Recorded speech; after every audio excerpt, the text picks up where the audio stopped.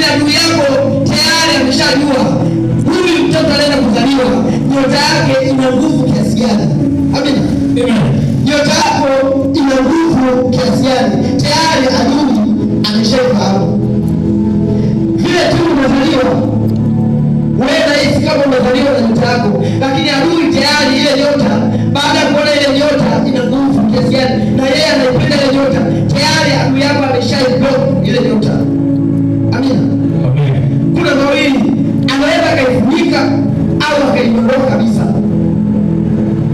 Amina.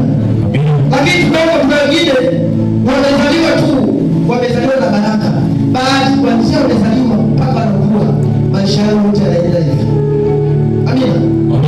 Lakini kuna wengine ile kuzaliwa maisha yao yanaenda hivi, unajiuliza wewe ukosea nini? Katika Mungu wa kiroho wewe uko mzuri, lakini nyota